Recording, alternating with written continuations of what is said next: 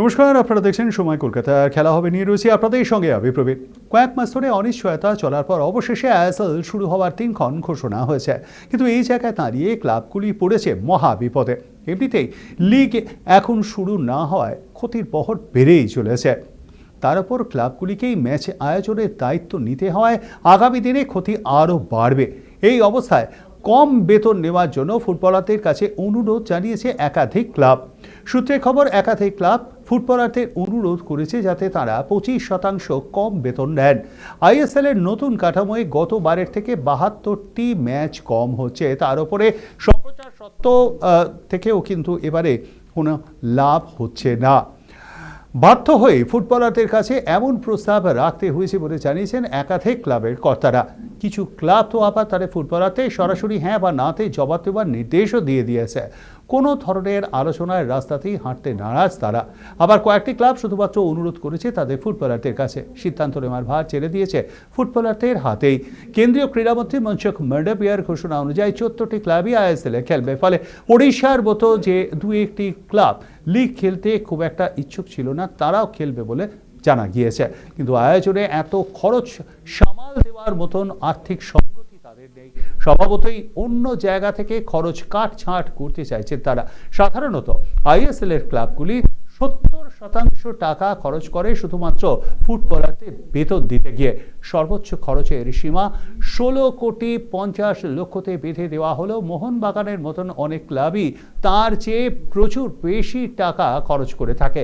দেশীয় ফুটবলার কিনতেও দেদার খরচ হয়, অনেকেই পান কোটি টাকারও বেশি।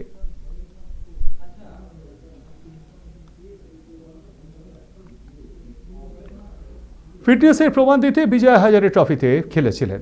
দলে জয়ের পাশাপাশি নিজেও রান পেয়েছেন। এবার আন্তর্জাতিক ক্রিকেটে প্রত্যাবর্তন হতে চলেছে শ্রেয়স আয়ারের। নিউজিল্যান্ড সিরিজে খেলার ছাড়পত্র পেয়ে গেলেন তিনি। 11 জানুয়ারি প্রথম একদিনের ম্যাচ, আর সেই ম্যাচে খেলতে পারেন শ্রেয়স আয়ার। আগেই জানা গিয়েছিল শ্রেয়স ফিট থাকলে প্রথম ম্যাচের পরেই ছাড়পত্র দিয়ে দেওয়া হবে, না হলে আরও একটি ম্যাচ খেলানো হবে। একটি ম্যাচে শ্রেয়সের ফিটনেসের প্রমাণ পাওয়া গিয়েছে। জানা গিয়েছে শ্রেয়সের শরীর এখন 50 ওভারের ম্যাচে ধকল নেওয়ার জন্য পুরোপুরি তৈরি। বৃহস্পতিবার ভাডোদরায় জাতীয় দলের বাকিদের সঙ্গে যোগ দিচ্ছেন শ্রেয়স। মঙ্গলবার হিমাচল প্রদেশে ফেরতে মুম্বাইয়ের হয়ে খেলতে নেমেছিলেন শ্রেয়স। 4 নম্বরে ব্যাট করতে নেমে 53 বলে 82 রান করেন তিনি। গোটা ইনিংসে শ্রেয়সের ব্যাটিংয়ে কোনো অস্বস্তি চোখে পড়েনি, ফলে তার শারীরিক প্রস্তুতি সম্পর্কে পজিটিভ সিগন্যালই মিলেছে। গত অক্টোবরে অস্ট্রেলিয়ার বিরুদ্ধে তৃতীয় ম্যাচে ফিল্ডিং করার সময় বুকে চোট পান শ্রেয়স আয়ার। অস্ট্রেলিয়ায় দীর্ঘদিন চিকিৎসা করার পর ভারতে আসেন। 3 মাসের জন্য ছিটকে যান দল থেকে। শ্রেয়স ফেরায় মিডল অর্ডার নিয়ে চিন্তা কমবে গৌতম গম্ভীরের। যদিও দক্ষিণ আফ্রিকা সিরিজে ঋতুরাজ গায়কোয়াড় ভালোই খেলেছিলেন, সুতরাং চাপ পারল সিলেকশন কমিটির, চাপ পারল ইন্ডিয়ান টিমের কোচ ও ক্যাপ্টেনের।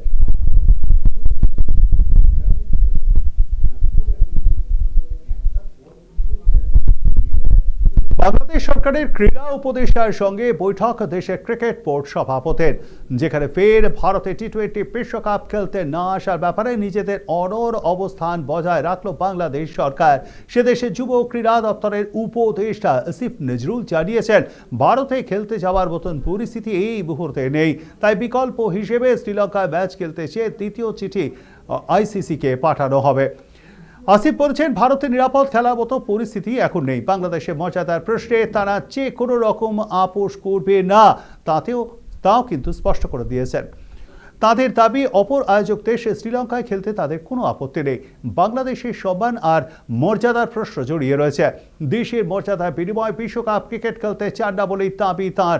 আইসিসি থেকে যে বাংলাদেশ বোর্ড চিঠি পেয়েছে সে কথাও কিন্তু স্বীকার করে নিয়েছেন আসিফ নজরুল।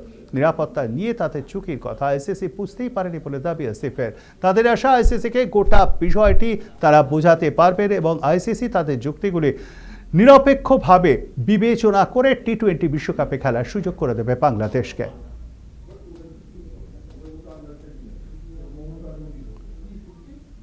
বাজবলের অহংকারকে গুঁড়িয়ে দিয়েছে অস্ট্রেলিয়া। 4-1 ব্যবধানে তুরমুশ হয়েছে ইংল্যান্ড। আর এই হারেই কি ইংল্যান্ডের বাজবল জামানার সমাপ্তিতে শিলমোহর পড়ে গেল, উঠছে প্রশ্ন। কিংবদন্তি ইংরেজ ক্রিকেটে সরাসরি কোচ ব্রেন্ডন ম্যাকলাম ও ক্যাপ্টেন বেন স্টোকসের অপসারণ চেয়েছেন। যদিও ম্যাচ পরবর্তী সাংবাদিক সম্মেলনের নেতৃত্ব প্রসঙ্গ এড়িয়ে গিয়েছেন স্টোকস। তার দাবি অসাধারণ একটা ম্যাচ ছিল, কোনো ম্যাচে 5 দিন পর্যন্ত গড়ালে সেখানে নাটকীয়তা তৈরি হবেই, তবে তারা 200 রানের কাছাকাছি পৌঁছলে গল্পটা অন্যরকম হতে পারত। অস্ট্রেলিয়ার দুর্দান্ত দল, অস্ট্রেলিয়া দলকে প্রশংসায় ভরিয়ে দিয়েছেন ইংল্যান্ড ক্যাপ্টেন। স্টোকসের সংযোজন আরও ভালো খেলা উচিত ছিল তাদের। পরবর্তী সিরিজের আগে হাতে বেশ কিছুটা সময় রয়েছে, তাদের ভুল ত্রুটিগুলো শুধরে নেবেন বলেও জানিয়েছেন স্টোকস। পঞ্চম দিন সকালে নামার আগে দ্বিতীয় ইনিংস ইংল্যান্ড 8 উইকেট খুইয়ে তুলেছিল 302 রান, লিড ছিল 119 রানে। পঞ্চম দিনের টেস্ট বাঁচাতে বা জেতার জন্য বড় কোনো মিরাকলের অপেক্ষায় ছিলেন ইংরেজ সমর্থকরা, যে কাজটা করতে পারতেন জেকব বাটলার। চতুর্থ দিনের শেষে 142 রানে অপরাজিত ছিলেন তিনি, কিন্তু এক প্রকার লড়াই তাঁর। কতক্ষণ একা লড়বেন তিনি? এদিন সকালে ব্যক্তিগত 154 রানে আউট হয়ে যান। ইংল্যান্ড দল আউট হয়ে যায় 342 রানে। পঞ্চম টেস্ট জয়ের জন্য অজিতের টার্গেট ছিল 161 রান, আর সেই টার্গেটে পৌঁছতে অস্ট্রেলিয়া সময় নিল মাত্র 31 ওভার 2 বল। কার্যত পাল্টা বাজবল খেলে অনায়াসে 5 উইকেটে ম্যাচ বার করে নিল অজিরা। আর এই নিয়ে অস্ট্রেলিয়া মাটিতে টানা 4টি অ্যাশেজ সিরিজ হারল ইংল্যান্ড।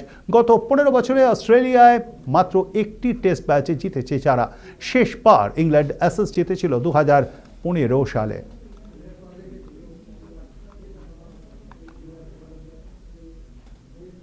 শেষবারের মতো আন্তর্জাতিক ক্রিকেটে নামলেন উসমান খোয়াজা। শেষ ম্যাচে অবশ্য মাত্র 6 রান এলো এই অজি তারকার ব্যাট থেকে।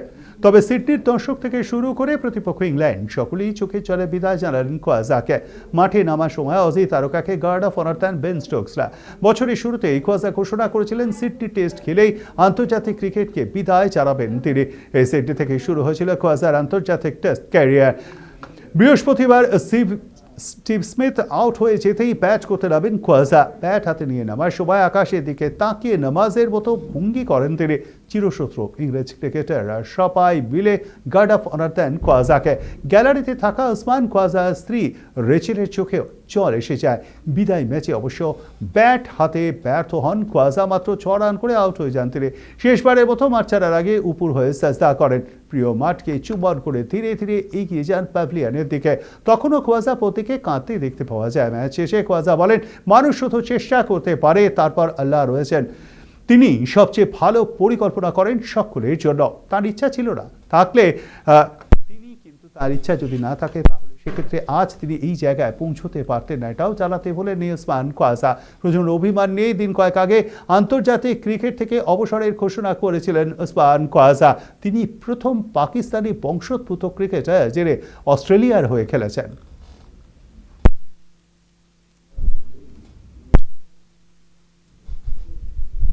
এখন এ পর্যন্ত দেখতে থাকুন সময় কলকাতা। সময় বলবে সময়ের কথা। নমস্কার।